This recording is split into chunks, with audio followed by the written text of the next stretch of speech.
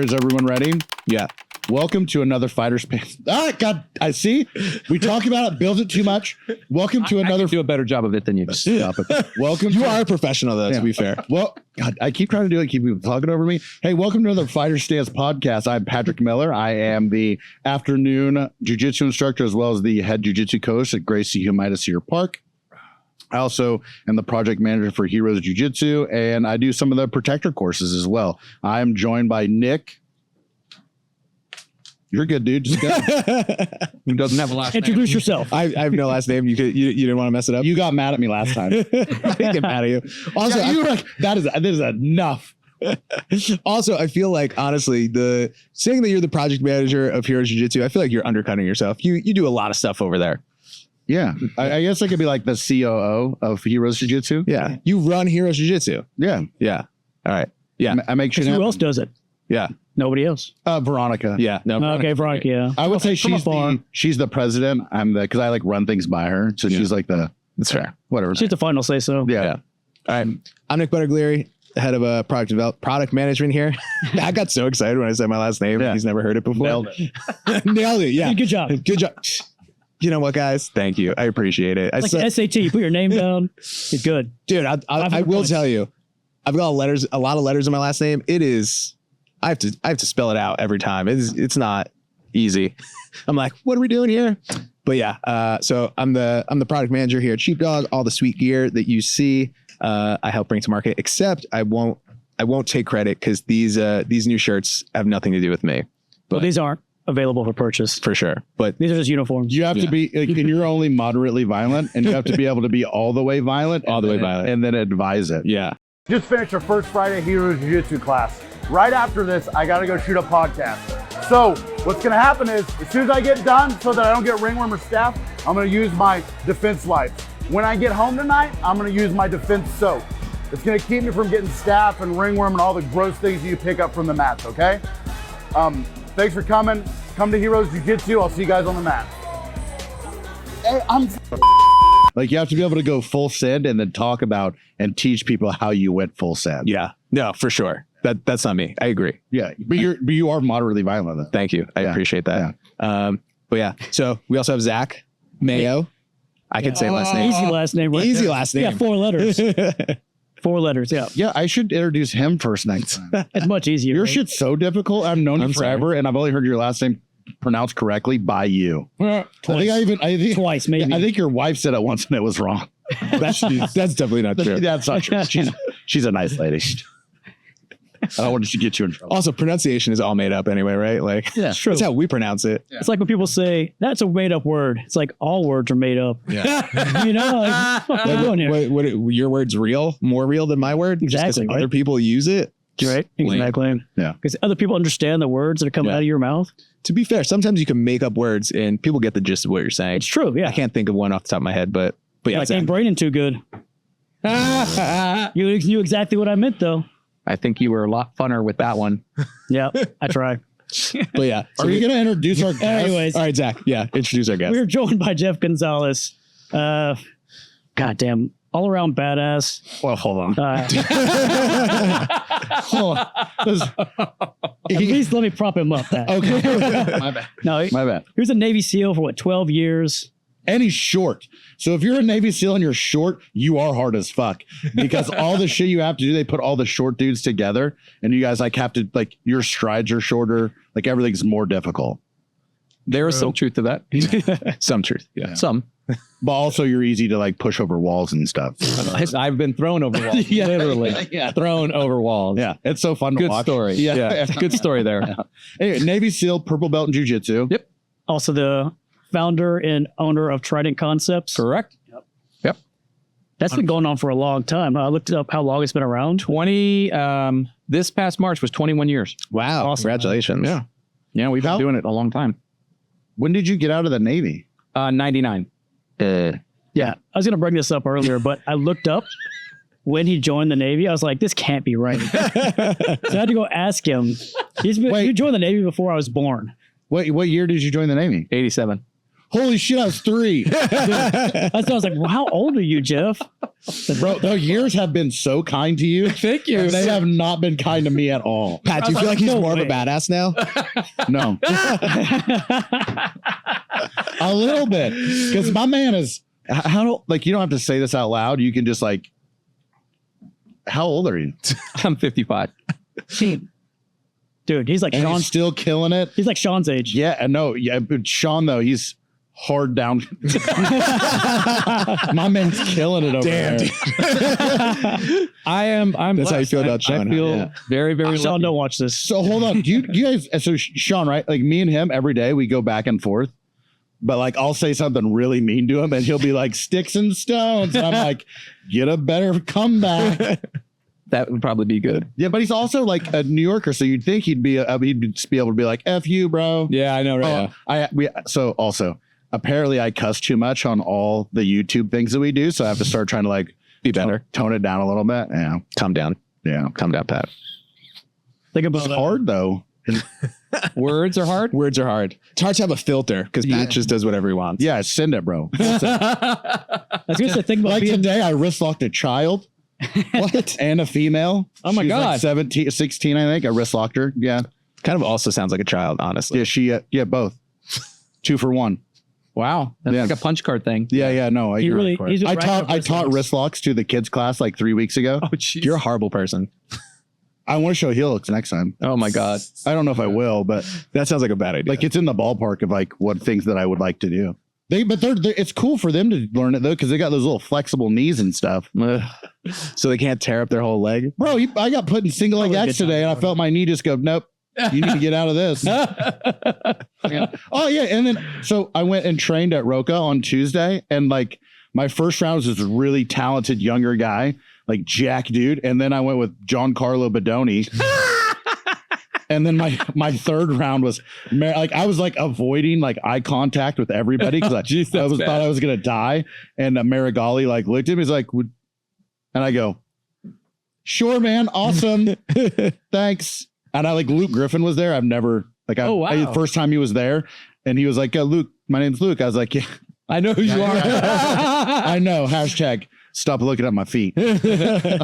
You're scary, bro. Pat, when you go in there, like, so when I'm like tired and roll with a bunch of black belts, I'll go grab like a blue belt or a white belt. There's none. Are you the light roll there? I think so. I think so. I think that's why they picked me up. That's scary as fuck. Yeah. dude. Yeah, that is a really scary Yeah. concept. And also, I don't know if I'm the weak zebra, but like maybe. But I'm okay because I'm getting better and Yeah. my cardio's sick and I have good wrestling. And John complimented him. 3 times in one day. Yeah. What? And also, Marigali did the other day too. That made me feel Wow. good.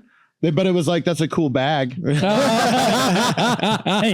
compliment the compliment. Still counts. You take Still it. counts. Yeah. So, do you want to get some extra energy without everything you're going to find in some energy drinks? Get some Go Pills. Go Pills are all natural, made in the USA, no gelatin, plant-based. Try some Go Pills today. You know, one of the crazy things about going to train there is like all those guys. Again, we talk about this people here, right? Like Jeff, an assassin, one of the nicest guys. Yeah. Nicholas Marigali, one of the nicest guys.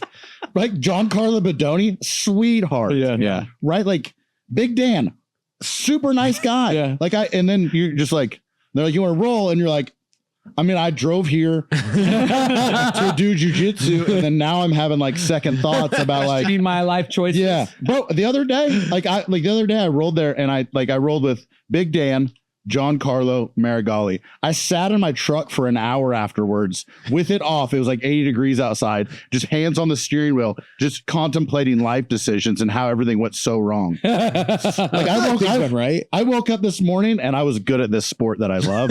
I'm sitting in my truck right now and I'm like, what the fuck? Like, What have I done for the last 20 years? yeah, 100%. But then you think about it, you're like, oh, those are like 3 of the top 10 guys in the world. Yeah. And they're professional athletes. Yeah. It's a completely. Stop saying it like I'm not okay, bro.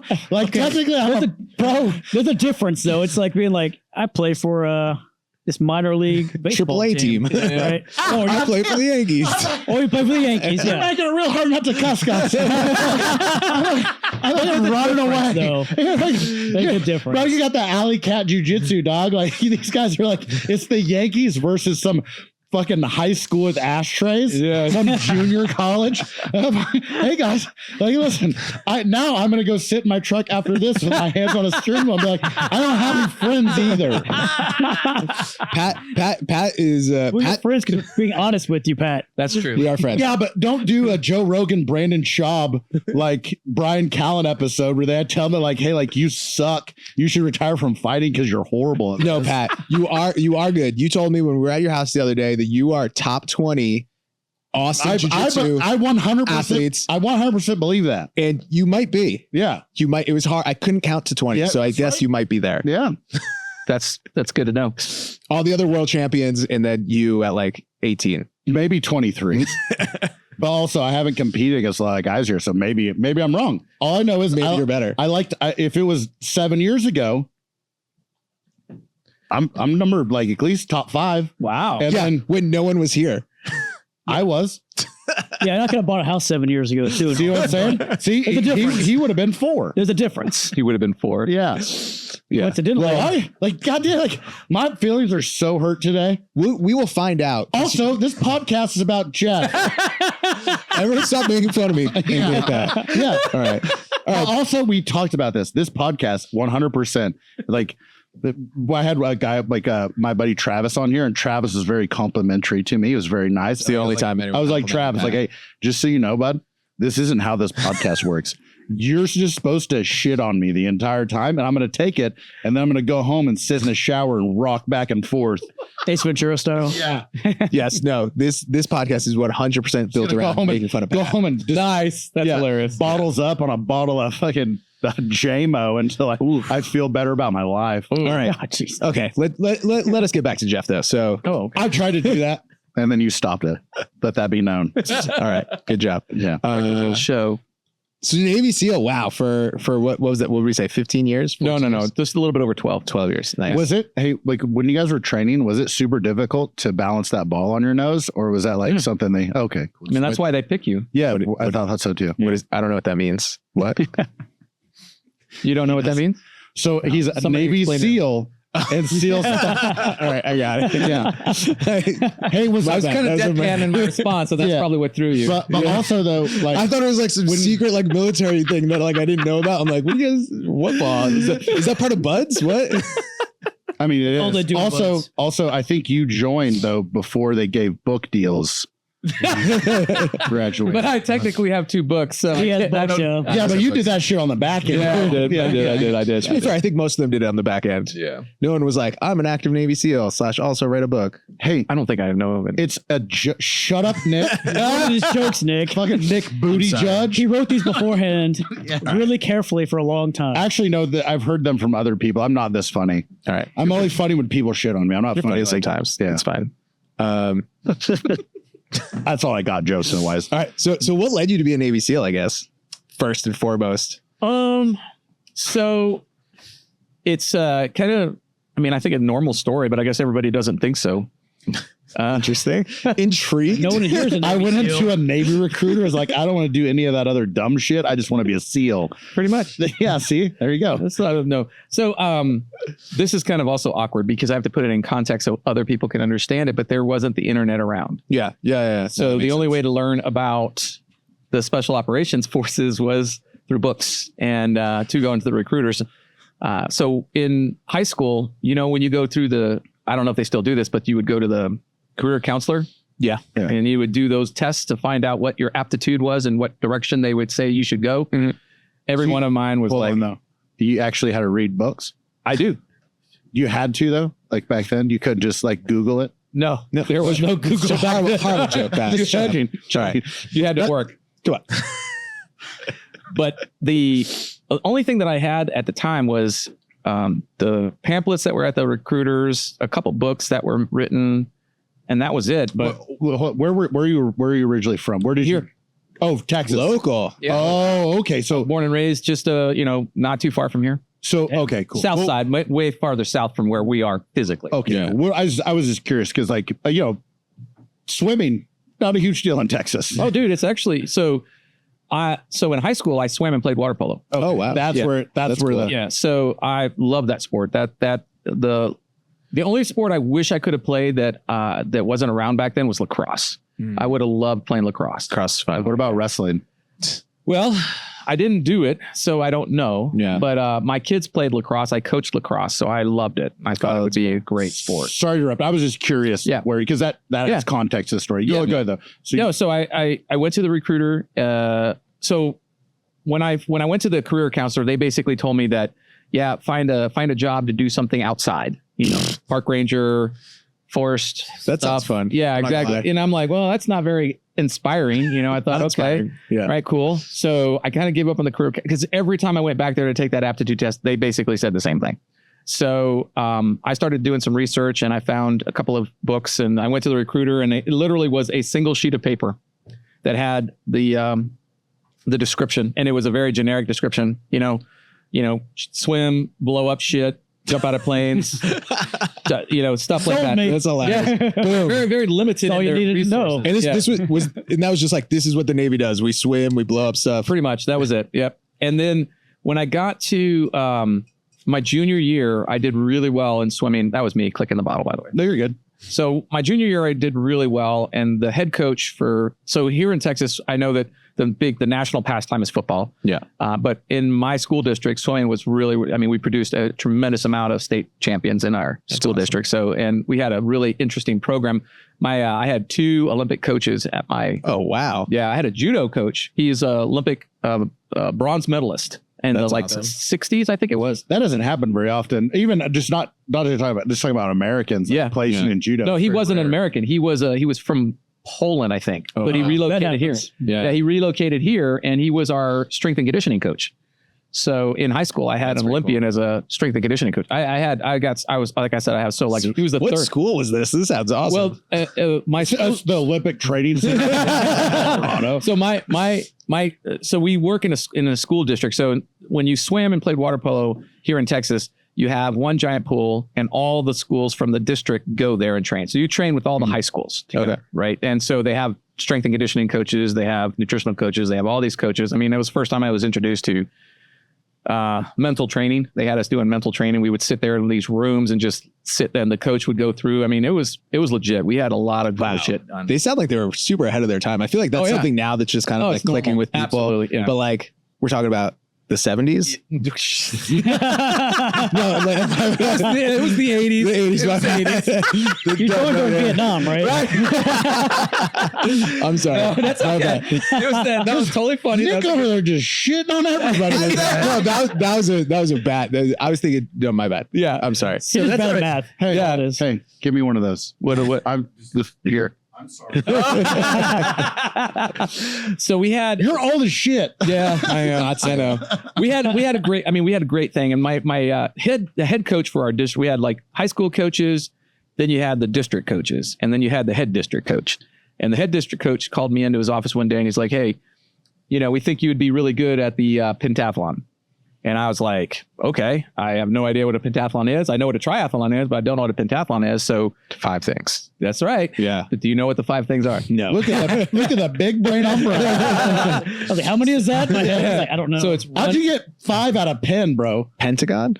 Oh. dude, come on, Pat. Bro, I was an infantryman, and not my choice. I took the ASVAB, and they're like, "You got 2 jobs. Like, you be a cook or an infantryman." And I was like, Infantry it is. So it's running, swimming, equestrian riding, fencing, which I fucking love. To this day, I still love fencing. Do you still fence? Really? Oh, I'll murder people with fencing. That's awesome. Oh, it is. It's the best. Where does someone go fencing? Actually, there's a fencing sala here in Austin. Really? That's what a training center is called. It's sala. Yeah. yeah, just like this is a dojo. No one calls it a dojo. No, nobody no. does. But But that's maybe what they call it call a sala. That's what it's called. So Academy. yeah, it's not really called. It's called a sala. But and then the fifth one was shooting, and That's pretty cool. yeah, it was actually really cool. And so Is it like the air rifle type deal? no, it was a bullseye pistol. Oh, Bullseye pistol. Yeah, very, very talented. Actually, believe it or not, out of all the sports, the one that I sucked the most at was the shooting. It really, that one is interesting. Yeah, I really was terrible. I'm Still honestly, does. I was not good. That was like my weak area. I excelled obviously in the running and swimming. So what ended up happening was they recruited me.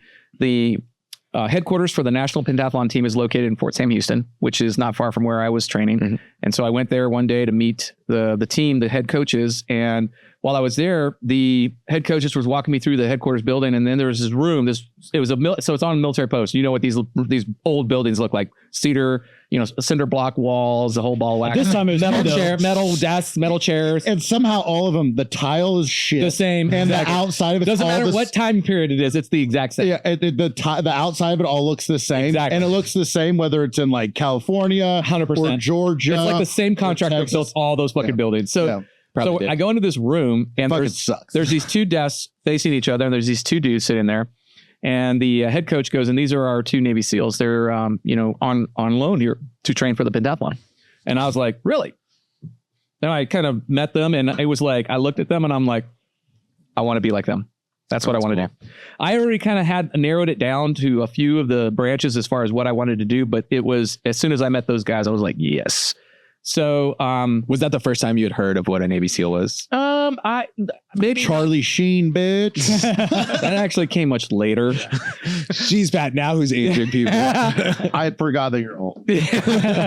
Actually, I was deployed when that movie came out, but we had a couple of I had a couple of moments to talk to these guys, and I was like, wow, okay, cool. And so when I left, so that was my junior. It was kind of like all part of like my senior year, and so after my senior year, I started training full time for the nationals, the national pentathlon.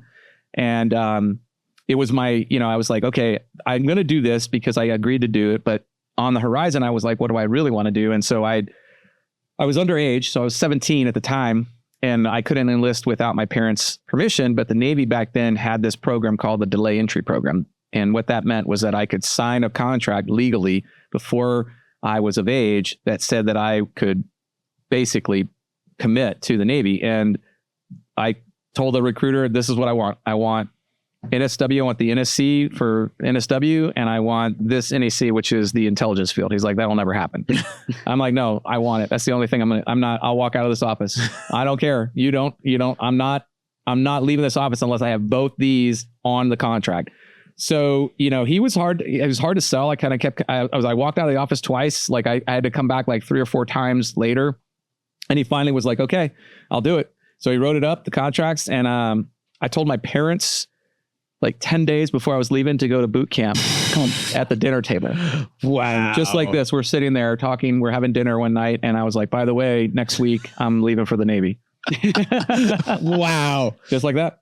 What was their response? My dad was very supportive, but upset. My mom was obviously upset. Yeah. My sister was like, good. Get out of here. Yeah, because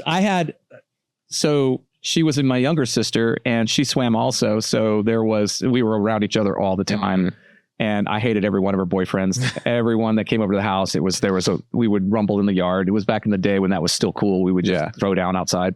So she hated me. She couldn't wait for me to go. No, she didn't hate me. I shouldn't say it like that, but What about now? No, that makes sense. Oh yeah, we're tight. I love her to death. She's in Houston, amazing woman. She's like a fucking PhD, doctorate kind of thing. Man, your parents did a good, I know they weren't pumped, but they did a good job. The Navy SEAL, PhD. Yeah, I know. I feel pretty good. I feel pretty lucky. Yeah. Why do you think you waited so long to like tell them? Because obviously you signed early. I signed probably like around right when I graduated high school, and then I couldn't leave until September. So it was like May to September. Oh, that's delayed entry bullshit. Yeah. Because there's so many people trying to join and stuff. Yeah. I think the reason why I didn't tell them was probably I don't honestly remember why I didn't tell them, but I think if I had to speculate, I would say I didn't want them to know. I mean, I didn't tell all the combat tours that I had. My parents thought I was someplace else. Yeah. There's a funny story. My first combat deployment, there was a camera crew that was at a processing station where I dropped off some HVTs, and they happened to catch a image of me, and I'm all kitted up, and we were working in a very low vis condition right there, and they just happened to catch me as I wasn't the subject, but you can see me walking in the background. And one of my ex-girlfriends that lived in San Antonio saw that on the night, because it was on like 90 news. So she saw that, and she literally drove over to my house where my mom and dad still lived. She knocked on the door. She said, "Miss Gonzales, do you know where Jeff is?" And she's like, "Oh yeah, he's in California. He called me like a couple days ago. He's in California. He's doing some parachute training or something like that." Okay, because I could have swore I just saw him on TV in this, whatever. Oh no.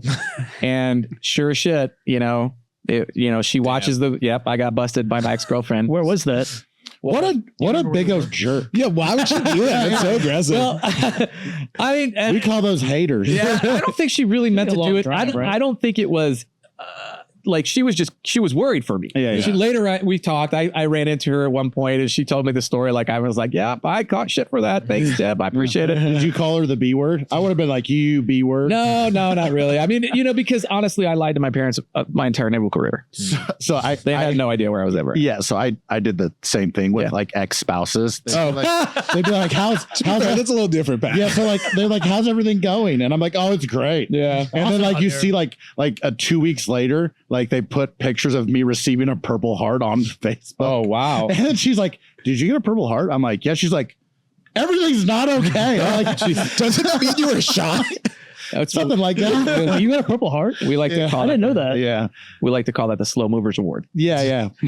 Also, this is funny. So you like people used to wear helmet cams and stuff when you're deployed, and you like when you're like running, like reacting to contact, you think you're the fastest guy ever, and then you watch the video and you're like, I'm so slow, so slow as per Waddling out of places. It's pretty. The one eye no lie. It definitely shares a lot of hard truth for you. But I finished. I think the other reason why was I was training full time for the pentathlon.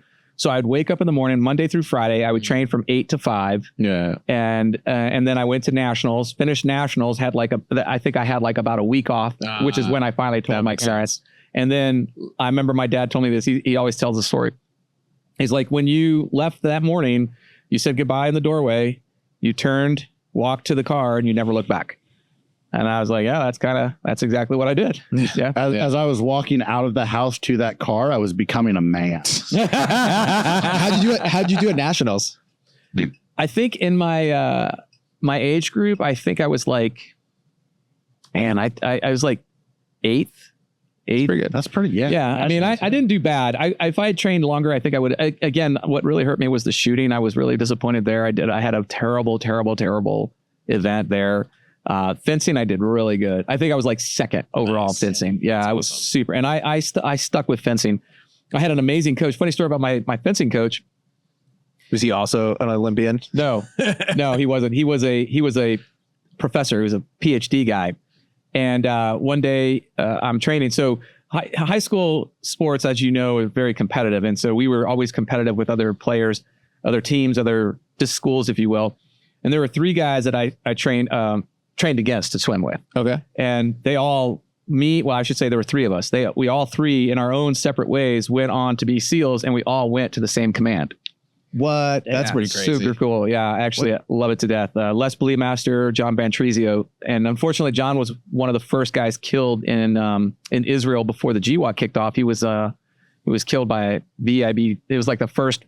Actually, it wasn't a vehicle borne. It was an IED under the road. But man, I love that guy so much. But we swam against each other in high school. We even dated the same girls. We even had competitions for girls. Wow. And straight parallel lives. Dude, it was hilarious. And so... Was he short as well, or was he tall? John, Cheese was like you. He was built like you. Okay, so you're better.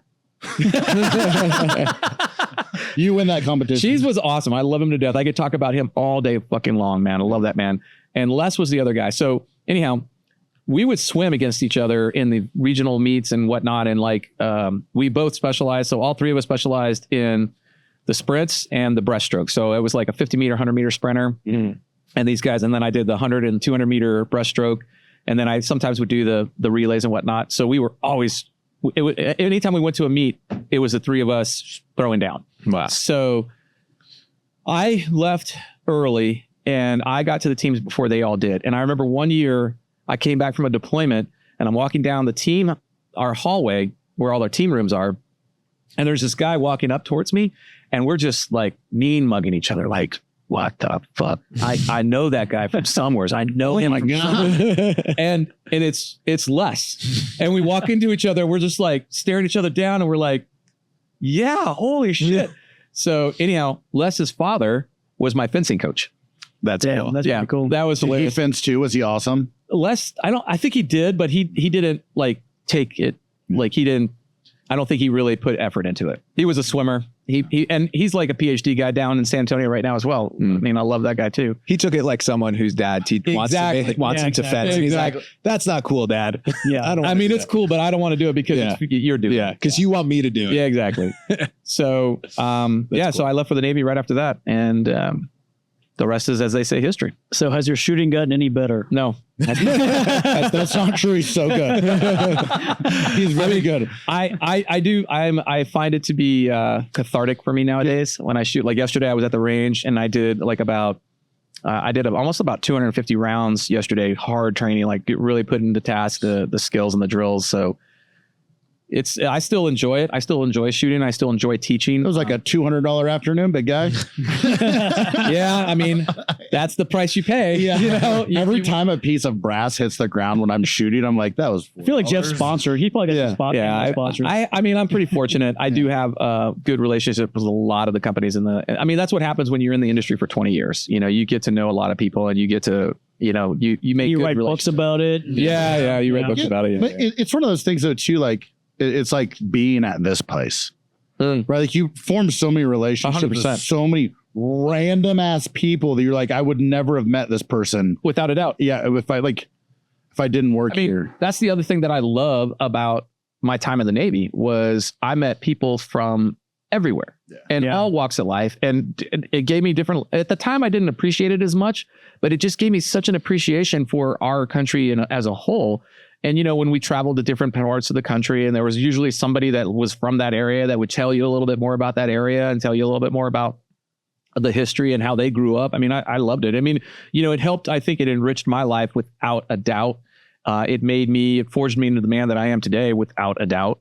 And, you know, that's our principles behind how we train is that we forge people into gunfighters. Yep. So speaking of training, what was the hardest part about BUD/S for you? Because you swim, you ran, right? Yeah. But you're also like, and don't say being shorter than everyone because that doesn't count. I technically was not in the Smurf boat crew. There's a guy shorter than you? There was a boat crew smaller This guy's than me. my size. Jesus. Anyways, hardest part about training. The academics. Really? I had more close calls academic wise than I did the physical stuff. Bro, we were the same. I almost like my dive physics. Dive physics is what almost got me. I was the most scared. Actually, there's 2 times that I was super scared. Dive physics test. And there's one of the BUD/S instructors that was there did a solid for me and really worked with me. And, you know, I'm in touch with him, good friends with him to this day, which is really rare in a sense. I think I'm very lucky in that sense. That guy's got to be real old. You know, it's funny. It's like, it's about a 10-year. It's about like from when so, and then the second part was, and I can talk about this now, but I did not talk about this at all during the Navy. Like you wouldn't hear me mumble this at all to anybody, but we had to go in and get a PPNO2 test, which is a test that takes you up into pressurized conditions to make sure that you don't freak out when you're under pressure at altitude. Okay. So, and so they put you in this chamber and it's a chamber ride and they shoved, so there was like a sardine can. They shoved so many. So I was the first one in. So these tubes have, you know, benches that you sit in. And I had to sit. They kept pushing me all the way down. So when I finally sat, I had one leg that was bent up on like the edge of the tube and one leg that was straight. So you're not supposed to have any right angles so that any air, you know, basically the nitrogen bubbles can pass through you. If you have a right angle, there's possibility that it won't pass through, and then you get basically you get bent. That's what the word, you know, when you hear the dive term getting bent, that's how you get bent. So I got bent and I didn't know it. But I got an air bubble in my knee. And when it happened on a Wednesday. No, wait a minute. It happened on a Tuesday. And we had a conditioning run. And I was in so much pain. I've never felt pain like that before, ever. And I've had some fucked up shit done to me. And it was the most aggravating pain. And I just would not go to medical. I would not go anywhere because I was like so afraid they were going to kick me out. Yeah, you shouldn't go either. No. So what I did, waste their time with that. No. So what I did, this is what's so funny. We had a 3-day weekend leading up. So it was like a Friday, Saturday, Monday, Sunday, Monday thing. So I got a plane ticket to fly home Friday so that I could see the district coach. So I could go home, see my district coach and have him look me over and have all the PT guys, all the medical guys, and PT guys that we had there look me over. Yeah. So when I came back, it's so funny too, because I tell the story that when that nitrogen bubble popped and flew, it literally was like popping a balloon. Yeah. As soon as it popped, pressure was immediately relieved. And everybody tells me to this day how lucky, because I went up in altitude on a plane. It went up that. Yeah, I was about to say that it didn't go to my heart and I didn't embolize and kill myself. So yeah, I mean, I know all that now, but at the time that's how scared I was about you're getting thrown out of training. You're also just a kid though, so that stuff doesn't go in. Like back then, I imagine that planes were kind of new. You still strapped to the wings. Yeah, so like you and the Wright brothers before you get there. There wasn't a lot of science then. No, but I mean, I'm also sure like it's on the horizon. Yeah. You probably just thought like your knee was messed up, right? Like, like how would you have known? So that was the only time especially when people thought the earth was still flat. Yes. People still think that, Pat. That's true. Yeah. So you can't use that. But no. I had a conditioning run on Thursday and so there's this thing called a goon squad. And what the goon squad is that there's certain you got to make certain time hacks on the conditioning run. So they're usually like 4, 6, 8 mile conditioning runs in soft sand. And as you're running, you have to hit these certain mile markers at a certain time. And if you don't, anybody behind that gets put into what's called the goon squad, which is basically you're hammered for being slow. You're hammered for not being fit. You're hammered for being as you should. 100%. Yeah. So that was I missed the goons. I was like I could see it ahead. I could see where they were drawing the line in the sand, literally, and I couldn't extend my leg. So I was like doing this like gimp and run kind of like thing. And I started to like see I felt like Forrest Gump at the very end. I was like trying to just get across that line. Braces are breaking off. Yeah, I was like metals flying. I was just exactly. I felt like as soon as I got across that goon squad line, the cutoff, I was like, oh thank God, because I was so. Because I felt like if I made it to the goon, if I got into the goon squad, they would figure out that there was something wrong with me. It's science that if you run like that or with your arms directly at your side, that you're faster. So it probably help. Yeah. So less wind resistance. Yeah. Exactly. Those were the two hardest things that I think I remember from Buzz. The two hardest things was the academic dive physics and then getting bent. What about the sleep deprivation? How did that affect you? During the Hell Week? No, I mean, it was like everybody else. I think that's the thing. Everybody goes through it. So he says, I like to party. I don't sleep normally anyway. Yeah, I mean, I don't sleep normal like people. I'm probably really abnormal in that sense already. But I mean, the sleep deprivation was not cool for sure. But I mean, it's just a part of the landscape. It's just, you just know, this is going to suck. This is going to suck. Hell Week was not easy. They don't make it easy. And I remember having hallucinations. Like I remember there was, as we do this one evolution called Around the World. So if you know San Diego, you know that Coronado is basically an island. Yeah. And there's a channel that the Navy uses to come in from the big sea into the port where the ships berth. And you start in one area and you got to go, they call it Around the World, which is basically you paddle all the way around and you have a certain time hack that you have to make that paddle in. Otherwise you get hammered. And as we're paddling, right there at the tip of North Island, for whatever reason, I imagined or hallucinated that there was this fence all the way out in the water, and we have to paddle around the fence because we can't go through it. And I kept pointing to him like, it's right there. There's a fence right there. Yeah, exactly. You guys don't see it. Other guys, one of my guys in my boat crew told me he saw an elephant, a pink elephant. Nice. Yeah. So is that shit that Tim was like, I swim it every time I go there? Probably. Yeah. He was like, because we were going to go there for this event. Yeah. He was like, we're going to swim that. Yeah. You're going to swim it with me. And I go, Tim, Pat's afraid of the ocean. No, I don't. Yeah. But I don't swim. I just drowned and it takes a really long time. He's afraid of sharks. Well, sharks are bad, but they're not the meanest. Who's not afraid of sharks? I mean, the shark is not the worst thing in the water. What's the worst thing in the water? dude, fucking orcas. Oh yeah. Yeah, because they'll fuck with you. Yeah. They'll play with you before they kill you. So in according to the U.S. Dive Manual, on the spotting of great white shark, because Coronado and then off the tip is where we go to train. We have a training site just off the island, right? yeah, San Clemente, and so in between San Clemente and Catalina is this really deep trench, which is great white breeding ground. Fun, great place to Gray whites be fucking out there. And so we It's do not good. out at San Clemente. We have our long ocean swim. Okay. So it's like a 4-mile ocean swim out there, and you're swimming it. We used to swim it. We get dropped off 2 nautical miles offshore and have to swim directly in, and that sucked because you're in deep water. Yeah. I mean deep fucking water, and there is just that you want to talk about scare nightmares and shit like that. That is scary. But then they The started jaw doing it steam where coming you up in your head. yeah, you're just kind of swimming along the shore now. They map it out 2 miles. So Do they give you guys like a pointy stick or a knife or anything to protect? you have dive knives. The dive knife is really to just cut your way out of like kelp and shit like that. It's not going to do much. But I mean, I guess it's better than nothing. It's not gonna fight a great white, Pat. Yeah. But so when you Are see, you just gonna die? You're just gonna let it take you? No, I'm fighting. so That's the thing, though. If you were my swim buddy, I would just stab you and swim away.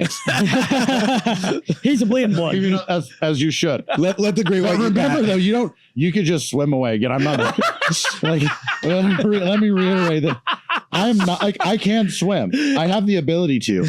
But like if you said we're gonna swim from here to there, it just as I'm going there, I'm actually drowning. So I just slowly, continuously. I just drowning the whole make time. it. I make it there before I drown. So there was this one. We were doing this one rehearsal for a target hit. And just because of the range fam for where we were doing this, we would never do this in the real world. But to get to the extract site, we had to cross this river, right? We would already be across on the other side of the river before we'd do a hot extract or shit like that. So we're rehearsing this and we get to this hot extract. And this river is it's a pretty fast moving river. And what we had done is I had pre-staged a swimmer line. Basically, I sunk it down in the bottom. And so as soon as we were done with the hit, we would haul ass down to this point in the river.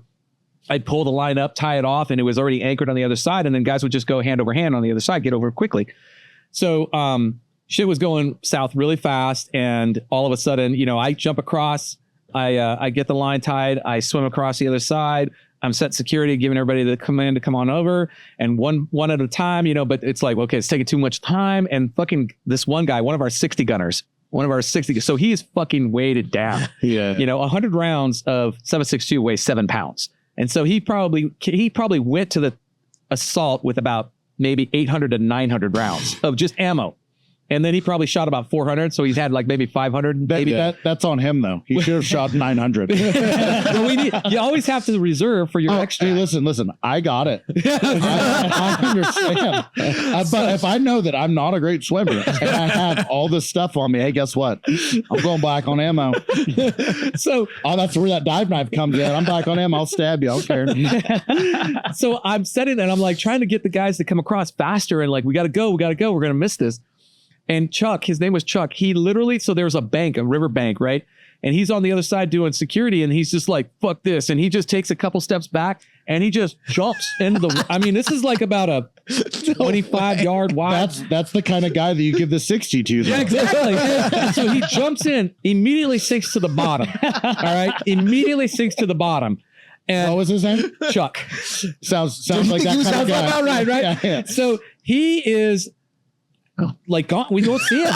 There's no sign of him. He doesn't surface. There was no sign. There's no bubbles or anything. He's overwalking at the bottom. He did that. That's exactly what he fucking did. He came out like the Highlander in the scene. Remember the scene of the Highlander? He just kind of pops out of the water. So wait, his name is Chuck. Was his last name Norris? I've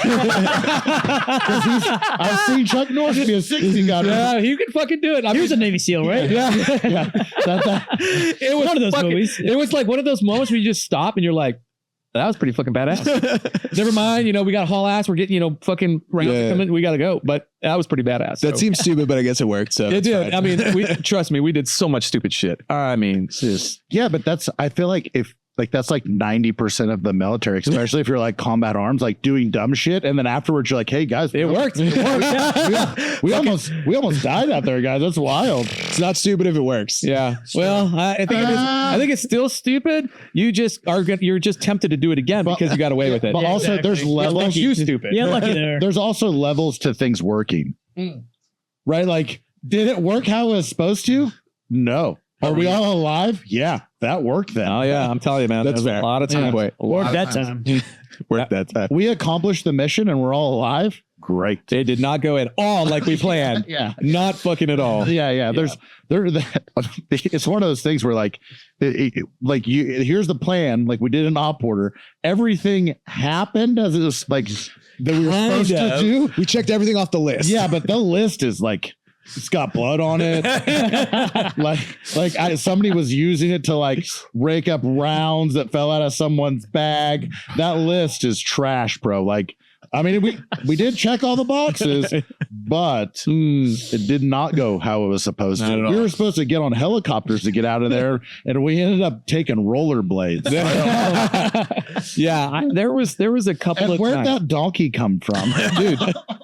You're setting up a good movie right here. Yeah, sounds like a great movie. I don't know what's happening. Write this but I movie, want to Pat. see it happen. Totally. But yeah, that was kind of like my experience at Buds. I mean, I had a great time. In fact, I stay in touch with a lot of my Buds classmates. There's not many of us left. I think like out of the 21 of us, 7 have died. And I'm only in touch with about 8 still. I don't know what happened to the rest of the guys. Yeah.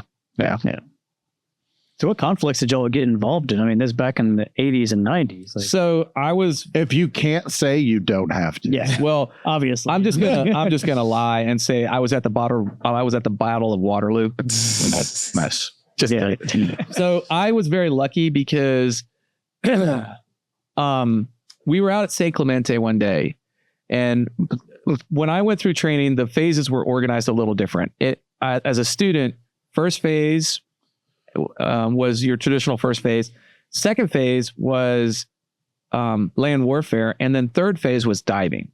And now it's first phase is basic, then diving, then land warfare. Because diving gets a lot of people or something. So I don't think so. I honestly don't know why they changed it, but they did. And they changed it right when I got to Buds as an instructor. Okay. So, which was kind of cool. And it makes a little bit more sense if you think about it because Buds is just a filter. The true trade skills are not going to really come until you get to SQT. Yeah. And then once you get through SQT, you get to your team. That's where you actually get, the true stuff. So you were a Buds instructor though? Yeah. So I have a question. So when I was a drill sergeant, I would search out the guys that were bigger and like be a little harder on them because we have shared experience. Like, you're a bigger guy, you should be able to do all this stuff really easy. Right. Like you should be good at rucking. You should match your push-ups. You should be good at sit-ups. Running, but everything else you should be good at. So for you being a smaller guy, again, you fit though. Did you like look for the smaller guys and be like, hey, I get it that you're small, but it's not a fucking excuse. No, I did not do that. I did. He's not crazy like you, Pat. No, I felt like and it's funny because I talked to a lot of Bud students that I put through training. In fact, I had 2 on our podcast. Yeah, it was great. It was awesome talking to them because I don't have that image of me. I don't see what they saw, which is ironic or funny or Did they say you were a big old asshole? not necessarily in those terms, but yes. We don't have enough time for me to beat around the bush. So what I did, I always tell guys this. I was like, okay, when somebody asks me, do you remember me from Buds? And I'm like, okay, probably only if you fall into one of these 2 categories. Either you were a shit bag and I was trying to get rid of you, or you were a stud and I wanted to work with you. Yeah. Which one were you? Everyone's going to say stud. Of course. And they were, and all the guys that I remember, I can kind of remember them. I honestly have a hard time remembering guys that did good job. I just remember the guys that I tried to get rid of. Yeah. So like when I was a drill sergeant, it's kind of the same thing. People like I would be deployed in like Afghanistan and like dudes would come up like, do you remember me? And I'm like, no, dude. Yeah. 100%. You have no fucking clue. And I would, generally if somebody asked me that, it was because they were in my, we have a very small community. It's a very small community. So it basically meant that, do I remember them as a bud student? And I'd be like, I give them the speech. Were you stud or were you a shitbag? Because I worked tirelessly to try to get rid of people. I had a hard time. First of all, I did not willingly go to buds. A teammate had a really bad deal. His daughter in a kindergarten was part of a scandal where it was determined that there was some inappropriateness at the kindergarten. Yeah, it was terrible. And he had gotten orders to go to buds, but it was unaccompanied.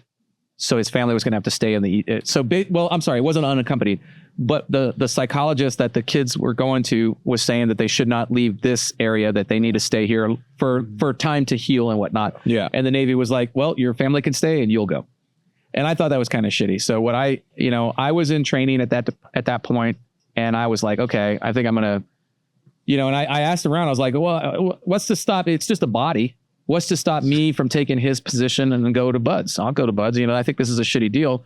And I was also, I did not know you could do that. Well, but also though, like taking the father away from their children, they need dad there to help heal. 100%. And the guy was not necessarily your, how can I put this? He wasn't the type of frogman that guys wanted to be operational. So, it was like, okay. In other words, it wasn't like there are guys that you're going to say, yeah, you and I are sharing a foxhole. Yeah. But not that guy kind of thing. Yeah. So it doesn't mean he wasn't a good instructor. It doesn't mean he wasn't a good father. Yeah. And that's the key thing. So I saw that and I was like, okay, I had to I went to my command, I went up my enlisted command, I went up to the CO and they were all supportive of it, but I had to literally drive up to DC and talk to our detailer face to face and say, why can't you just make this happen? Why do I have to drive all the way up here to meet you face to face, to give you my name and put it in there? Cause I was due for orders. I had orders coming up. So it was just a matter of just making the numbers work. Yeah. In my opinion, of course, my view of the world is much simpler than everybody else's.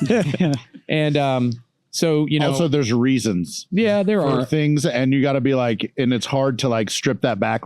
I got orders to be a drill sergeant. I was like, this is stupid. I don't want to do that. Yeah. But then you look at how many deployments and how long I was deployed, 100%. And it was time for me to go take a knee. Dude. Although that being said, being a drill sergeant isn't taking a knee. I'm sure being a buds instructor is not taking a knee either. It wasn't. So it's so funny because I know exactly what you're saying. When I got the orders finally, and I was doing my out processing from the team area, I was checking out of all the departments. I went to my training department and we had a master chief in the training department. Great guy. I fucking love this guy, man. This is a guy that I would fucking do anything for. And he he's like, what's going on? He's like, you're leaving? I'm like, yes, sir. I'm heading over to, and I wasn't very enthusiastic about it because then all of a sudden the reality sets in that I'm going to be moving to California. I'm going to be a buds instructor. I'm leaving the operational environment, blah, blah, blah, blah, blah. I was kind of feeling sorry for myself, actually. And you volunteered though. I did, but I was still feeling sorry for myself at that point because I was like, fuck, that's what I meant by it started to set in. Yeah. And I was kind of all pissy and blah, blah, blah. And he's like, hey, you have a lot of experience. You have done a lot. You need to share that experience. It is your obligation. You earned that experience. You need to share that experience. I don't want to hear any bullshit about you not wanting to go out there. And I was like, he said it much more eloquently with more colorful words than I just did. So I was like, booyah, Master Chief. Make it happen. That's one of those things though, all the experience you have is that going to impart that knowledge on other people is invaluable, especially 100%. And once I got there, I got it. Once I got there, I was also I was so damn lucky. I had amazing mentors in my both military career and once I left the military. There was a guy named Danny Chalker, and he is a legend in our community. He was the command master chief when I got out there, and that man, he set me straight. I was like, because I didn't want to be there. He knew it. He knew it too. And he basically gave me another dressing down, just like the other master chief back on the East Coast. And, I'll never forget it. And I was like, okay, cool. All right, I'm down. I'm in. But if I'm in, I'm all in. And I perfected the means to getting rid of students because it was not it wasn't as easy as you think. Yeah, but also because it's a quota thing. Yeah, there's a certain number of guys that have to graduate every year to meet quotas on the team. Yeah, but the thing though is that the experience that you have is going to help you identify those guys that you don't want on the team. Well, that was the thing. He basically said, hey, do you love the teams? I'm like, yes. Well, it's your responsibility to make sure that those that deserve to be in the teams get there. That's your job. That was one of the hardest parts about being a drill sergeant is because it was so difficult for me to they were like, you will let this guy graduate. And you're like, there's no way that I'm going to send this kid 100% to this staff sergeant, infantry staff sergeant that I know is going to have to deal with him and he's going to kick him out. Why can't we just do it now? Dude, it was like, that's what I meant by I perfected the, I shouldn't say perfected. It had been long in the time, but I fought hard to get rid of students a lot of times, like to the point where I was told to stand down many times. Like, don't even walk into this office. I'd have like a stack of paperwork, like everything was all situated. And CB and I, we had some pretty harsh words at times because I'd be like, this motherfucker does not deserve to be fuck, blah, blah, blah, blah, blah. And he'd just look at me. He'd shake his head and we just go back and forth. And, I eventually learned that I'm an E5 and he's an O3 and that's not necessarily, appropriate, but also you're the one that's on the ground looking at, that's the thing that kills me is like someone who's not in it is going to tell you no. And the thing, like later in life, Stevie and I, we kind of mended wounds and whatnot. I told him straight up, he's like, listen, I know you're doing your job. I know that your job is to make sure that we have enough bodies to make it to the teams. And it's and the thing about it is like the entire career path for NSW is a filter, is a gateway system. So the first gateway is BUDS, second gateway is SQT. The third gateway is your first platoon. And if you make it through all of that, then you're pretty good, which is about, let's like 5 years. That'll take you about 5 years to get all that. Maybe less if you're, let me think. Yeah, maybe 4 years. 4 years. Damn. Yeah. Long time to actually be recognized as belonging. Yeah. Is it, and then if you go past that, there's other stuff that you got to get through too. It's not just that, if you go every pre-deployment train up, you are constantly working. I sat in on, as a senior enlisted at my command, I sat in on 3 Trident review boards, pulled 3 guys' Tridents while I was there. Wow. Yeah. Yeah. That's not a fun thing to do per se, because, you work with them, but I didn't know that ever happened. Yeah. Oh yeah, dude. How common is that? And what's the grounds? So the grounds are that you have to be a very poor performer or you have to be a safety risk. And, basically it's not something that happens quickly. It could be that you got out of one platoon, got to another platoon. They try to fix that. If you move from one team to another team, they could try to sometimes fix that. If you move from one coast to the other coast, sometimes they can try to fix that. But basically when we did, it was clear these guys were shitbags. They needed to be gone. But again, nothing's perfect. We don't have a perfect system.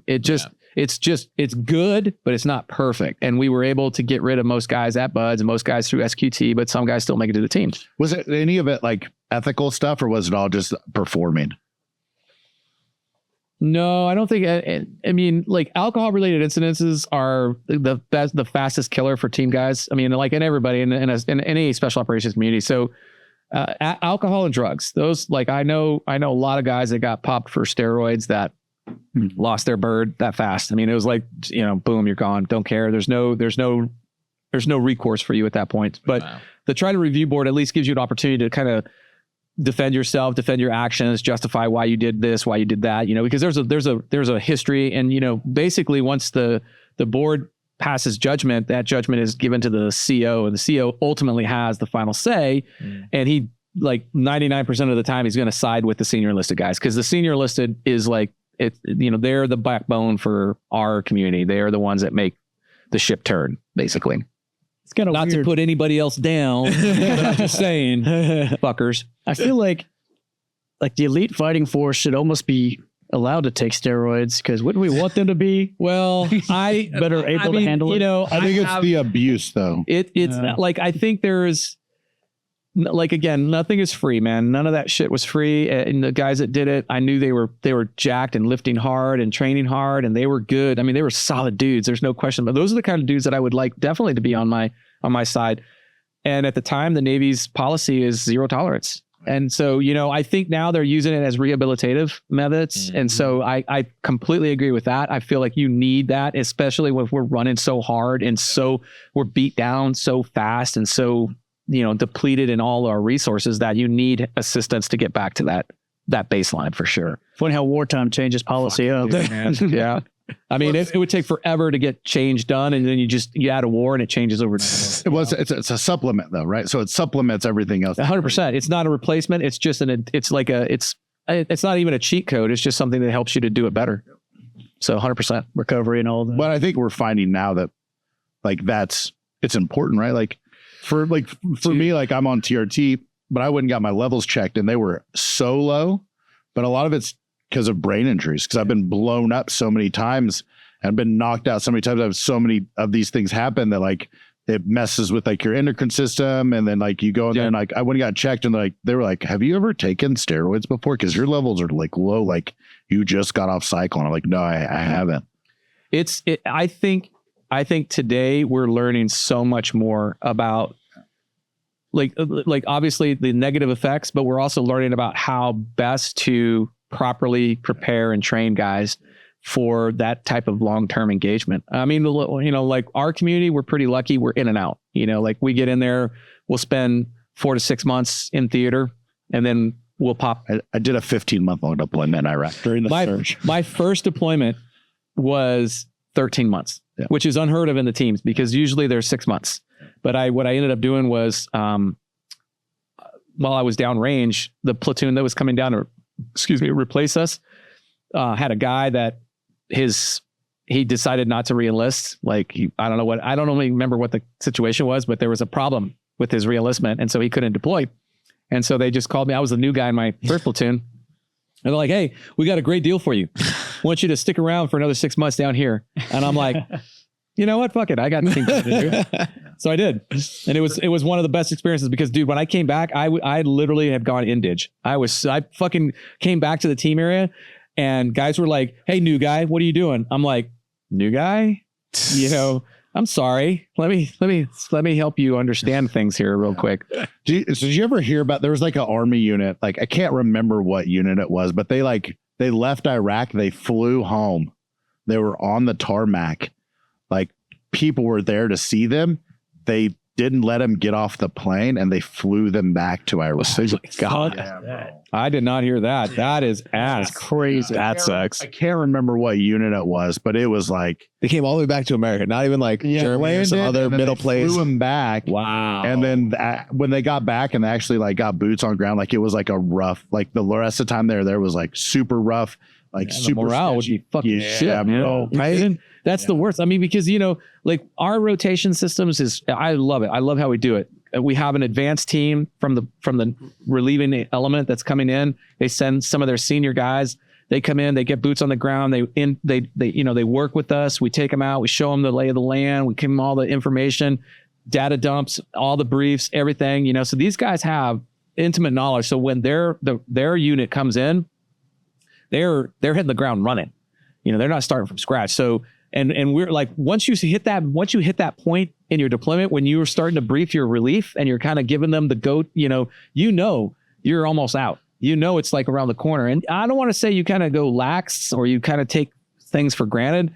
I never did, but shit, we got like, it's countdown, 14 days, 21 days, whatever it is, you're getting close. Yeah. Short for sure. Yeah. I can't remember what unit that was. That sucks. Yeah. I don't even want to. Yeah.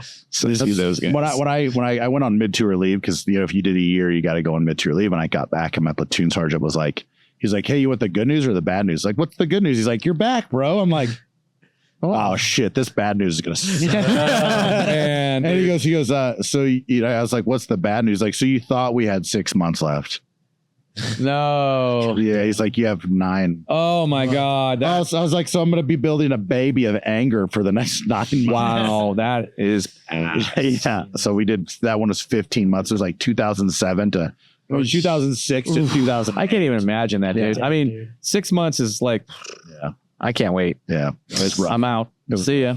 Although, but like we had a really good like platoon. It was fun, but I mean, that makes a difference when you have a bunch of good, solid dudes that you know are hardcore. But we also had so we had good dudes. We also had really dumb ones. I had one dude. We were held up in a building in outside Bakuba, and this kid wrote on the like we were like held up like we were like we weren't being like super secretive, but like also don't write your name, whatever it is, was here on that outside wall. Oh God! I was like, hey, dude, literally wrote his. Yeah. I won't say his name, but he wrote what his name was and then was here. And I was like, hey, the enemy knows that you are here. Yeah. Because they just. You are. Yeah, yeah. He is here. Yeah, I hate you so much. Oh my God. How can you be that stupid? And he was a saw gunner too. That's why. Yeah, he hated to. That's how Nick. He hated to like lube his saw because he was like, then I got to clean it. Oh yeah. It's like I tell you, man, the worst that I saw, I always tell this joke about how NASA and Walmart hire from the same gene pool. Yeah. I mean, that's just how it is. No matter where you are, you're going to have that cross section of talent and skill. It's like Brock Lesnar and Zach are the same thing. Yeah. We're all humans. Yeah. Yeah. Basically. Different types of humans. Still humans. Yeah. And it's just one of those things where, I saw some stupid shit. Like, ooh. And the thing is, there's no, like, you can try to train dumb out of someone. That's what tactics are. Yeah, but it's just so that you just like this and repetition. That's like the way that 100%. The way that people learn is blunt force trauma and repetition. Pain is a great teacher. Yep. It's a fantastic teacher. I remember, oh man, like I fucked up. I can't remember what I did wrong. What was it that I did wrong? Oh geez, it's I don't remember what it was. I did something wrong at Bud's, and I had I think I had like 500 8-count bodybuilders. God damn, that I owed. And basically what that means is that you just do bodybuilders until you reach 500. The thing with that she was like that number is like one of those where it's like, hey, I'm going to give you this unobtainable number. Oh, no. Oh, you are going to attain it. No. I get that. Oh, yeah. They give you that number that's so high that you're like, there's no way. Oh, so you get a shit and you take that shit to the whoever, like at the barracks, there's usually always an active instructor that's there. And so when you want to knock out, like I'm going to do 30 8-count bodybuilders, he'll stand there and watch you do 30. He'll write it off. And you just go until all those little reps equals 500. That's so much. Oh my God, dude. It was like, I don't know what I did, but I was like, I'll never do that again. Is there an exercise that you hate more than 8-count bodybuilders? That's a good question. Let me think. My ultimate, like, I hate this exercise is flutter kicks. Flutter kicks. Flutter kicks were one of those things where once you figure out how to do them well, we did so many fucking. Yeah, I can't do this. It's like swimming. Yeah. Okay. I can see that. You just drown. Yeah. 8-count bodybuilders are ass. What are those for? So my it's reference? 8 counts. So think of like a thruster, how a burpee. Yeah. All right. So think of a burpee. Burpee's basically only 4 movements. Sure. So an 8-count bodybuilder is 4 extra movements on top of that. That sounds honorable. Yeah. It's not fun at all. But I don't remember what I did to warrant that reward because I remember the last. It's awesome that it's a reward. Well, the last thing that the instructor said to me was, "You're going to thank me for making you hard." I'd be okay without that. Did you ever thank him? I don't remember. That's why Jeff is so strong now. Yeah. And that The 8-count bodybuilders, whoever you are, thank you. He's built his body. Yeah. Oh my God, that sucked. I remember that so much. Actually, it wasn't necessarily a movement exercise, but it was another punishment. And I remember we like our buds class during Hell Week, we did not meet the minimum requirement for quitters according to the instructors. So what they did was they and I'm still pissed off. I still get mad thinking about this. They had each of the boat crew leaders pick a member of their boat crew who they believed didn't belong. Oh God. Yeah. I can see where this is going. Oh yeah. So I got picked for my boat crew. Oh yeah. Oh, I was pissed. I know why I got picked too, but that's another story.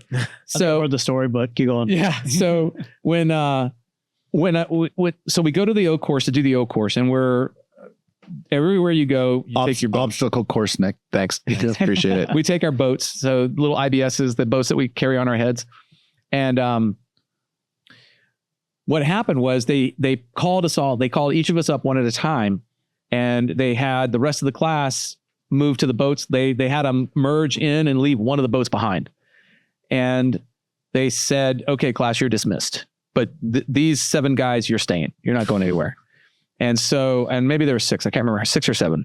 And they dismissed the class, and the class just kind of like gets their boats and they just kind of trot along, and they go out of view where we're at in the O course. And it's just us and the instructor staff, the 7 of us, and a boat. And basically they came out and they said, "Every one of you fuckers is quitting. We're not leaving this O course until you all quit." And for the next hour and a half, it was like this, because it was like over lunch. We missed our lunch, and it was just this massive beatdown. And I don't know. I don't remember like how all the other guys quit or when they quit, but basically we just would run out to the surf zone, come back, do PT with the boats. We had log PT that we'd have to do. We'd have to run the O course, together. It was just this myriad of just pain. And there was how many people quit? So there were 7 of us, and there was just 2 of us left, me and this other guy. Wow. And I was in the second to the smallest boat crew, and he was in the tallest boat crew. Oh, so when you guys had to pick that boat up? Yeah. So, and it's so the boat weighs about, I can't remember how much an IBS weighs. Our IBSs, which are filled with sand and water, weigh about 400 fucking pounds. When you think about it, do you actually get IBS? IBS stands for inflatable boat small. It's a Small, baby got term. Or irritable bowel syndrome. I just wanted to clear that up. Yeah. But so we had to figure out how to take the boat back to the compound from the O course, which is it's like a good jaunt. You got to go past the team areas. First, you got to go into the soft sand. Jaunt is like slang for distance, correct? Little bit, yeah. So we figured out how to do it, but they were riding right behind us in the vehicles. They were just like, "There's still time for you to quit. Still time for you to quit." Yeah, bitch, if I was going to quit, I would have done it in an hour and a half. Yeah, that's true. Right. If one of you guys quit, you fuck the other guy. Oh my Because he had God. to drag that thing back by Just dragging himself. it almost would have been easier to just do that. Just because it just was the craziest thing. Like when I was in the front, the weight was on me. When I was in the back, the weight was on him, and we just traded out. I can't remember the guy's name. I still can see his face because we just looked at each other and we're like, "All right, man, we got to do this. We got to figure this out." And I mean, we did. We got it all the way back to the compound. And I'll never forget, there was this one instructor, man. He walked, and dude, there was a few instructors that put the fear of God into me. This was one of them. Yeah. He fucking, like back then, I can't say that there was contact from the instructor staff, but there was results of contact, if you will. And so he got in my face. And I'll never forget this, man. He just said the words that still to this day scar me. After that? Before this whole thing started, he came up to me. He came up to me and he looked at me just square in the face and he's like, "I'm so disappointed in you." Dude, that crushed my soul. Just that. I mean, that is really like it fucking. Yeah. Oh my God, it hurt so bad. I was just like my lips started to quiver, Someone's got me on this one. And he's like, I can't remember what he said after that, but it had a lot of pain, a lot of suffering. That's all I remember. And so when we got back to the compound, he calls me up to the first phase office and he looks at me and he's like, "Everybody's watching you now. Everybody's watching you." And when I graduated, he came up to me afterwards and he said, he's like, "Bravo Zulu," because that was one of the things that I had to overcome because there was a stigma put on me. What is Bravo Zulu? It's basically Navy term for good job. Oh, okay. Yeah. And after for the entire rest of first phase, I definitely had eyeballs on me. And even probably through second phase, land warfare, I kind of came into my own because land warfare is like what I live and breathe. So I was good there, but man, dude, the rest of, and after, I remember after Buds, he even said this, to me, he came up to me and he's like, "I'm really glad you stuck it out. I'm very happy. You're going to be an asset to the community. you're going to do a good job. And like, even like halfway through my career, he found me, said the same thing. He's like, you're kicking ass. Just keep doing it, man. Keep doing what you're doing. Yeah. But dude, I tell you what, man. and he was like, and when this man said that there's going to be pain, he meant it. So after going through all that shit, after people in your team were like, hey, like this guy's like the weak link. Yeah. Like, how was that like for that's what I'm saying. Like I had that stigma with me. Yeah. But I'm saying just within your team, was your attitude like if someone would do that to me, my attitude now is fuck everybody. I'm going to make you guys like look like shit. Cause I'm just going to beat you at everything. I mean, obviously. So in the individual events, I wasn't worried. Like if it like the 4 mile time run, the 2 mile swim and the O course I was good there, but working as a team and so the story behind it all, what happened, and we were in Hell Week and one of our guys had started to get the top of his skull was so, just turned into mush from carrying the boats on his head. And we were lucky. We were a boat crew that had 7 people. So we had 3 on the side and the coxswain that was in the back. The coxswain doesn't have any weight. There's no weight because he's in the back. Yeah. The people that have the weight are the 3 guys on the side. And I kept telling him, like, you need to let him rotate out. He needs to get the weight of the boat off of him. Yeah. And he wouldn't do it. He stayed back there. And I remember, we were doing another evolution out in the water and he started to kind of fall asleep at the wheel, basically. So the coxswain also steers the boat when we're paddling. And, he started to fall asleep and we didn't win a lot of it. There's evolutions that if you win this evolution, you get a reward. Yeah. We weren't winning a lot. We didn't win a lot. I think we maybe won 3. What was a reward? You got to sit down, maybe sleep. Maybe get 15 minutes of sleep. That sounds nice. It didn't always work out well because you might wake up and covered in sand. There was a couple times. That's the thing about buds that just everything's difficult. Yeah. But like being wet, sandy. It's like whenever that gets so many people, man. Yeah, when you're one of those things, like if you're wet, it's okay. If you're sandy, it's okay. But when it's both of them, and now it's like fucking sandpaper all over your body. That's what was happening to his head. Yeah. That's exactly what was happening to his head. It's like sandpaper just rubbing it raw. It was raw. And like during certain breaks, we would look at it and we would try to like take napkins from the chow hall to put them in his hat. So when he'd have some extra padding. And I remember the coxswain was just letting us adrift and we were winning. We were so far ahead at one point. We were so far ahead. He's falling asleep and we're drifting all over the place. And I remember I just fucking had it. I was the bow line man, which is the guy that is responsible for taking the bow line, the rope at the front, and jumping out of the boat and running up ashore. But also, don't you do that if there's like there's some times where you'll be like rocks and shit. Yeah, rock portage sketchy. Yeah, dude, rock portage is fucking legit. Yeah, that's a whole other story where you literally will die in rock portage. That's one where you just feel Mother Nature's wrath, and that's the first time that I actually was like, oh, she's a bitch. She's a fucking bitch. So what ended up happening was, I got up from the front of the boat, walked to the back, and I took my paddle and I just fucking home run derby on him, man. Oh, and we have these big life preservers called K-Pox they're like basically closed cell floats that are in different kind of shapes all over our body. And I hit him across the shoulder, the back area where the K-Pox was, but I knocked him out of the boat. and so I'm pretty sure that's the reason why he was upset with me. Sounds about right. Yeah. But also rotate out, you fucking asshole. So that pissed me off. That really did. That really pissed me off. Especially because it sounds like it's the easiest job. So he just wants to have if you have, so not every boat crew, because as you go through Hell Week, you lose people. Yeah. And so you might find that your boat is down to like 6 people, maybe even 5 people. And what'll happen is the instructor will rearrange you so that you have a total number for everybody. So boat crews shrink down. You start off maybe, like every class is different. Nowadays classes were big. Like my class, I think we might've started with like about 80, maybe 90 guys. And we only graduated. So we graduated with what we call originals. So an original is somebody that classed up with the class and graduated with that class. Because what'll happen is if you don't meet a performance standard, you can get rolled back. So you go to the class below you. Got it. So somebody that was above me got rolled back. So basically I think we had like about 12 or 13 originals. Okay. And then we had about 7 or 8 rollbacks. Oh, wow. That we graduated with. Yeah. So But rock portage, yeah, especially because they do it at night. So you do a couple day runs, right? But in Hell Week, you do it at night, and it just depends. So if you go to San Diego and you go to Coronado's home also to the Hotel del Coronado, which is a beautiful resort. If you haven't been there, it's an amazing resort. And way back in like the 50s, they built this jetty of these amazing, ginormous granite chunks, these boulders. Yeah. And they're not round boulders. They're square shit, you know? And probably have really pointy corners. Oh yeah, let me tell you, 100%. we've blown up boats on those things. So what rock portage is that the way that it almost looks kind of like a jetty coming out.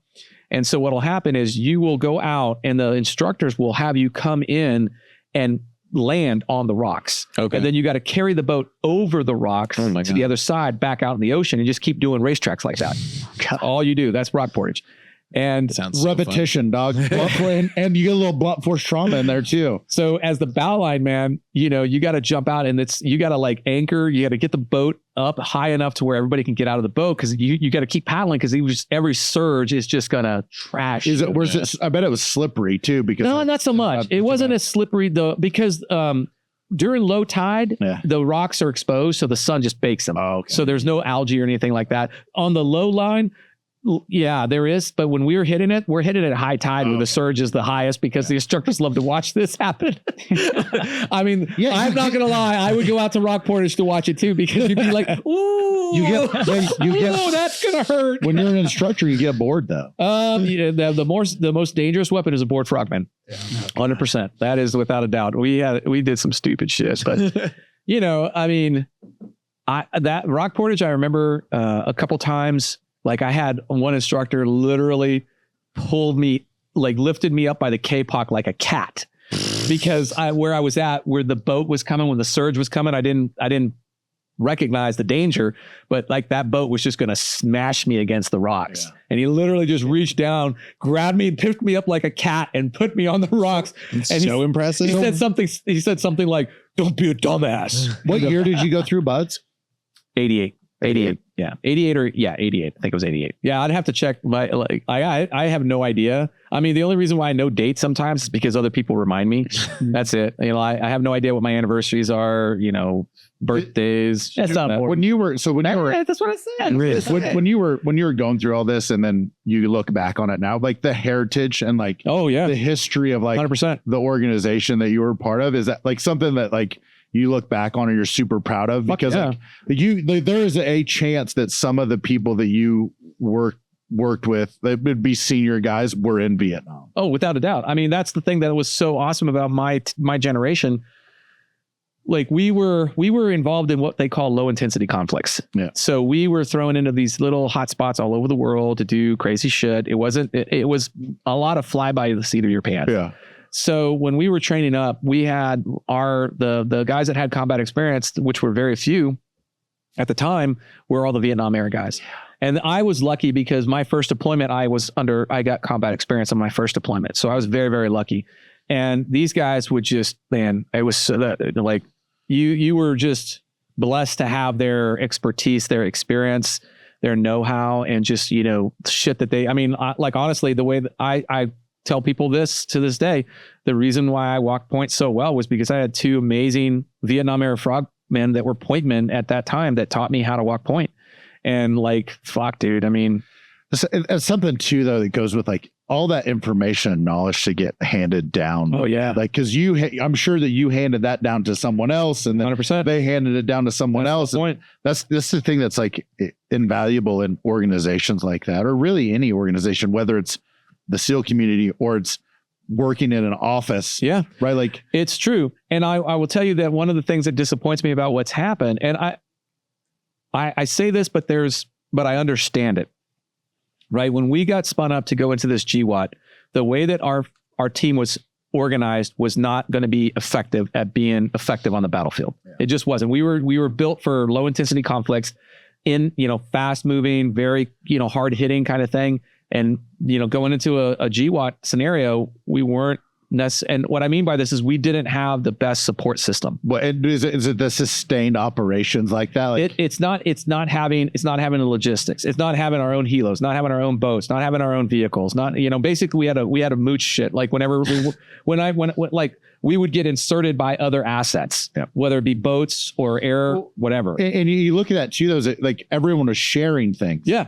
So if you have to share something and something goes wrong and you're on that, That's exactly what happened in Desert One. Like that's the whole reason why SOCOM was created, was because they put together this hodgepodge of elements from different units to try to make Desert One a success. And it's unfortunate that we had to start our SOCOM history through that tragedy, but it created, I think, one of the most effective fighting machines ever. SOCOM right now, the way that they work, everything is so dialed in. I don't agree with everything that they do, but I love the fact that SOCOM is its own entity. Like we would have to, here's an 8-man element, and I'm having, I have to battle with a commanding officer for a fucking aircraft carrier. Yeah. It's like, oh, I don't have a lot of clout here. I'm just going to say that, I don't have the juice to get the shit done that we need, because they have their own needs, and their needs are the Navy's needs as well. And so, it's like fighting. That was the biggest thing that we had, was that we would have, we would go in there and we just couldn't get the support. Like we needed to have this, we needed this, we needed this. So our O's would go in there, but they're O3s, like O2s and O3s talking an O6.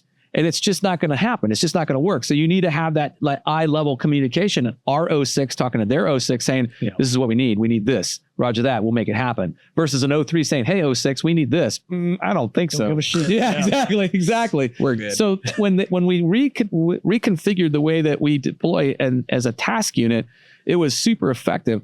But it also put us down a pathway where we also started to lose some of our combat effectiveness and other skills, like our combat swimmer skills, our jungle warfare skills. We changed our methodology to be more effective in that battle space, that we also lost some of our lineage. Yeah. And we're struggling to get it back now. They have a plan. It's just going to be hard to get it back. It's like that being effective. You know what else is effective? Defense wipes. So today we did jujitsu, and then I didn't have time to take a shower, so I used my defense wipes. If you use SDR15, you can get 15% off. Hard segue, sorry to interrupt. We just need to knock that out. I love it. I love those things, man. Yeah. They are money, especially for shit. I like saw this. them. They were in your bag. Yeah, I did. I fucking I traded a pair of blast shields for a bottle. Nice. Yeah. Nailed it. Yeah, I did. Fuck yeah, I did. Yeah. They're amazing. Yeah. Jeff's been using them before we were even sponsored by That's them. true. Sorry to interrupt. No, dude, I love it. I have to do that plug. Yeah. And they're gets awesome because we do use it. They sent us this giant bucket of it. Yeah. Like those things, that the giant buckets last forever, and they're in all the instructors' offices. I love it. So there's one in the coach's office. There's ones in here basically just for me because I'm selfish. One in a community, one in Zach's office, and Yako's got one. Nice. So, but I love them. Yeah. Thank you, guys. Thank you. Defense rub, or wait a minute, defense body wipes, defense rub. Yeah. This is defense rub. Maybe they That's should defense rub right there. Maybe they should use they should make defense rub. There you go. You're welcome. Yeah. Like a moisturizer of some sort. All that being said, so this was a awesome podcast. We've been going for a little while now, but it's been so much fun. I really have, Dude. Yeah. I love this. We'll have to come back for I want to come part back to two. this, but we gotta. your insight and again all those Instagram videos that you put up and like when you're at the raid. I think it's a Rage in Austin. Yeah. Like all those videos are so good. Oh, you're good. such a good instructor. Thank you. And I actually I need to come hang out with you. You should. Bit, yeah. Yeah. Do you have anything you want to plug before we go? Guys can check out our website, tridentconcepts.com. You can find all our cool shit that we're doing. All of our social media stuff is on our website. So yeah. Right on. What's your Instagram? I think it's JL _Gonzales. I think it's what it is. Yeah, but it's a verified account because I have a lot of Slightly famous. Yeah, I get it. I feel bad, but yeah, we have to every now and then do the same thing Tim does. Hey, that's not us. That's not us. That's not us. Yeah. You were verified before anyone could just be verified. It's true. He was. You were. Well, I'm lucky. Now they opened it up to everyone. Now it doesn't matter anymore. I'm not verified. It doesn't. I'm not verified. It doesn't matter. Work on that. Guys, All right. honestly, I want to thank everybody here Thank for you so having much. Jeff, thanks for being It on, was man. great to kind of chit chat with you guys, and I enjoy talking. I don't always open up very easily, so You guys made it easy. Yeah. Thanks. No, I it think was great. how we open up the podcast with the banter. Yeah, Yeah. 100%. Yeah. No, Also, we have to clip like the first like 5 minutes. it's okay. We'll Definitely have to cut some stuff out. Yeah, But no, those no, thank you for coming on. Thank you for thanks, coming in and doing Yeah. jiu-jitsu. Like I love it. Thank you. every time Dude. you're here, I'm like excited a little bit. I can't thank you guys enough. I have to plug you guys as well, the Heroes Jiu-Jitsu, because I feel like that's whenever I travel, I try to talk to local gyms and try to get them to become aware of it. Nice. Because I believe in it. I think it's huge. The thing too is there's a lot of people that come here to this gym that travel and they do things because they're cops or Yeah, 100%. they're ex-cops, so they train cops, and they do the same thing. I get more like emails for people to sign up from people who travel and just talk about it, and they're like, I want to be involved in that. Dude, I think it's awesome. I mean, I hope that it continues to grow. I hope it's continued to be successful. I think it's one of the most invaluable, underrated, unknown therapy sessions for everybody, for all of us. Yeah, it's 100%. like, so like for me, that's what's one of the most important things that I do every day. It's the community aspect, right? Yeah, except for when I go to New Wave. They make you feel bad about yourself. Whole new mental health issue. I'm just joking. I love you guys. You guys are awesome at New Wave. Anyways, so thank you. This was so much fun. I appreciate that. And we'll see you guys next time on the Fighter Stance. All right. Bye, guys. Like and subscribe.